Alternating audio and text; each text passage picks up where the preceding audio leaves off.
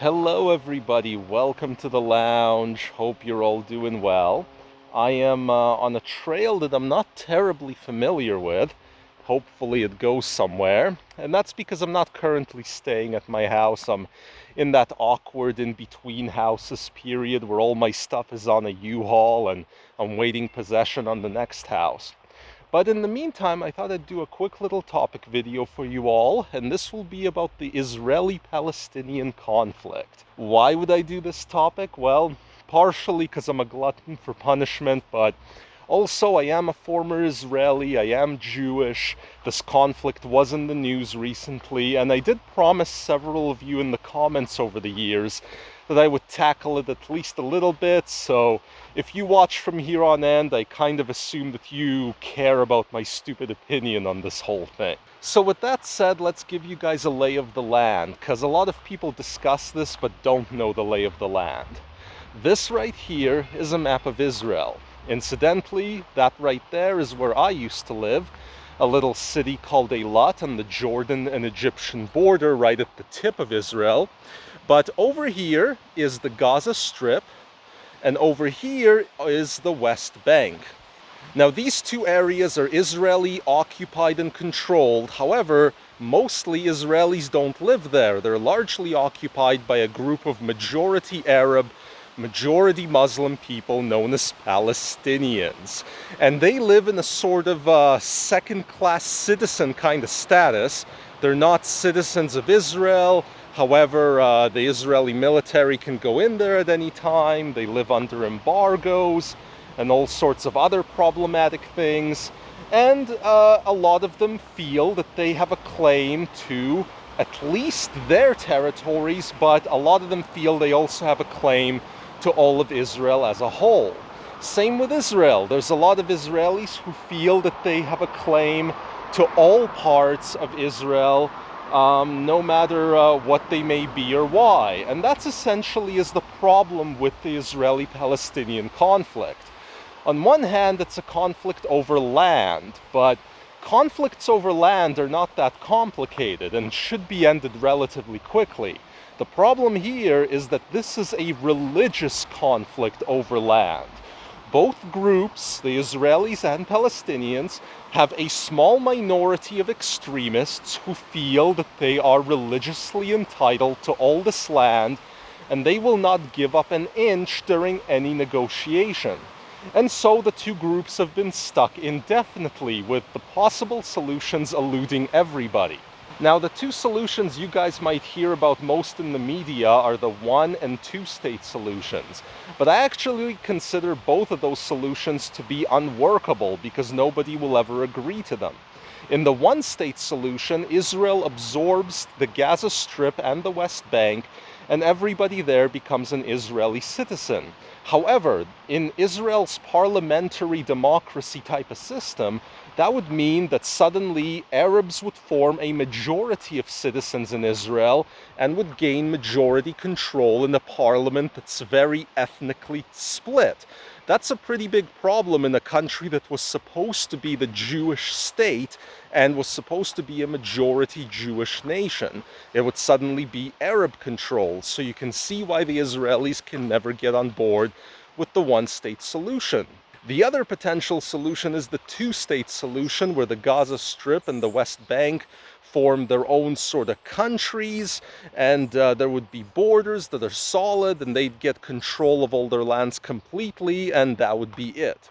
However, that also creates a very difficult security conundrum for Israel, as its capital city would now just be a few kilometers from a potentially hostile border from which they couldn't defend against just because of the small distances involved. So the two-state solution is also unacceptable, and once again, neither solution is acceptable to the extremists on both sides who want claim to the whole land just for themselves. Now, there is a third solution that you don't hear a whole lot about, and that is the Jordan solution. See, there's this big country right there called Jordan, and as it happens, it already has a lot of Palestinians living in it. In fact, during one point in history, a person from the West Bank could get a Jordanian citizenship and simply move there. However, not all of them did during the period. So the third solution is basically that Jordan absorbs all of the Palestinians into itself, and Israel takes over the land which it currently occupies in many other ways in any case. The problem is, what do you do about the extremists who don't want to leave the West Bank or Gaza? And I don't really have a good answer to that question. That's why they're extremists. Now, to me, I don't particularly care. My parents left that whole area because they felt that this was a conflict that fundamentally couldn't be solved and didn't have a proper solution, and so it would probably go on for all eternity, or at least a really, really long time. And they didn't want to deal with it, and honestly, neither do I. As far as I'm concerned, these are people fighting over a rock in the desert, quite literally, because it's just, you know, there's nothing there that's that special other than perhaps historical, religious, and sentimental value. Now, that said, a solution has to come sooner or later, and if I had to say who's responsible for obtaining a solution, well, unfortunately, that party is Israel.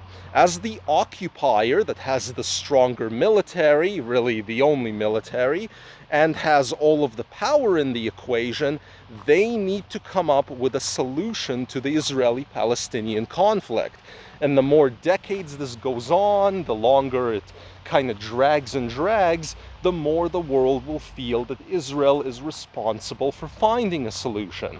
That's why you're kind of seeing that public opinion slowly turn over time against Israel, because whether it's the one state, the two state, or the Jordan solution, they haven't found one yet.